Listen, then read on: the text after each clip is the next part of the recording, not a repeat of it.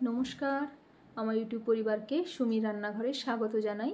যারা আমার চ্যানেলটিকে সাবস্ক্রাইব করেছেন এবং যারা আমার রান্নাটি দেখছেন তাদেরকে অনেক ধন্যবাদ জানিয়ে আমি আজকে একটি নতুন রেসিপি নিয়ে আপনাদের কাছে এসেছি। আজকের রেসিপি মুড়িঘণ্ট। প্রথমে একটি ফ্রাইং প্যানে 1 চামচ ধনে, 1 চামচ জিরে, 4টে শুকনো লঙ্কা ও 2টো তেজপাতা দিয়ে আমি কিছুক্ষণের জন্য ভেজে নেব। তারপর ওটাকে সাইড করে ঠান্ডা হতে দেব। এবার একটা কড়াই গরম করে নিয়ে তাতে 50 ml সরষের তেল দিয়ে মাছের মাথাগুলোকে ভাজতে দিতে হবে।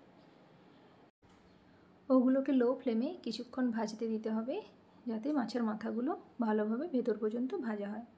যখন মাছের মাথাগুলো পুরোপুরি ভাজা হয়ে আসবে তখন একটা খুন্তি দিয়ে কড়ার মধ্যে ওগুলোকে ভেঙে চুনো করে নিতে হবে।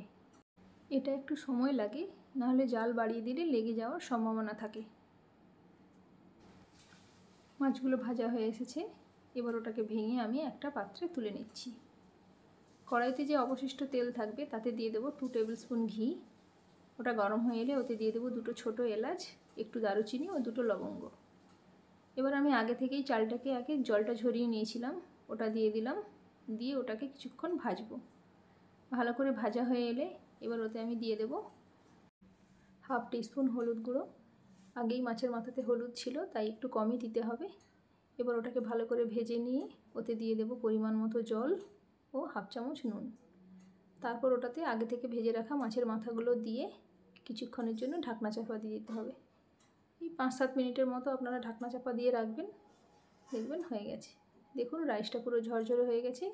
এবার ওতে দিয়ে দেবো আগে থেকে ভেজে রাখা মশলাটা আর 1/2 টিস্পুন গরম মশলা। ওগুলোকে ভালো করে পুরো মিক্স করে নিয়ে 2টো কাঁচা লঙ্কা দিয়ে একটু স্ট্যান্ডিং টাইম দিয়ে দিলেই ব্যাস রেডি। বন্ধুরা, রান্নাটি ভালো লেগে থাকলে লাইক করে দেবেন, চ্যানেলটিকে সাবস্ক্রাইব করে দেবেন। ভালো থাকুন, সুস্থ থাকুন।